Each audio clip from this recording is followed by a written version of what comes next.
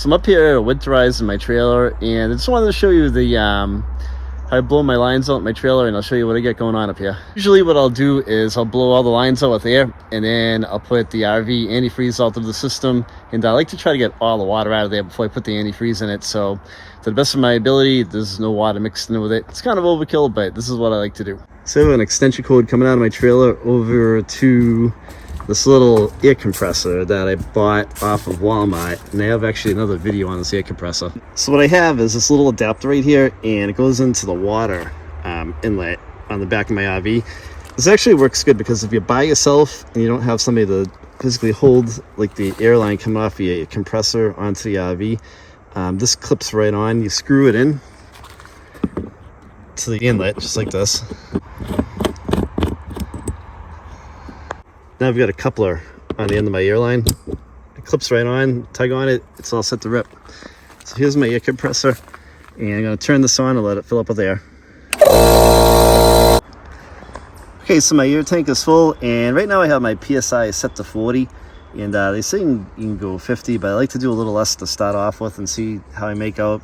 You can always increase it a little bit, but you shouldn't have it too much beyond 50 from what I've read on the internet. So we're gonna start off at 40. I'm going to start by cracking my lines underneath first. There's all the water's out here.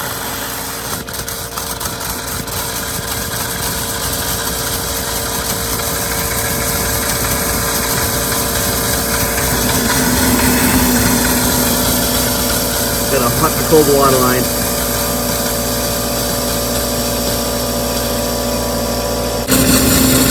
I'm going to pull up this line, all the water's out of it. So I have a sink at the back of my camper, and I'm going to start with, after the low point lines, I'm going to move over here and start with my fixtures. Start blowing all these out.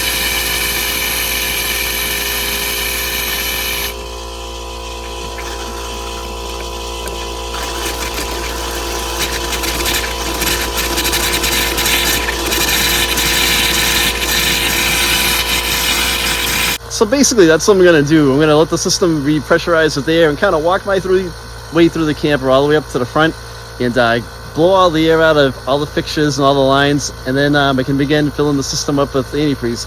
Hope this video helps you out. If you guys have any questions, leave a comment. I will reply back to you. And don't forget to subscribe to the channel. It's free. We got a lot of great stuff on here. Thanks for watching, guys.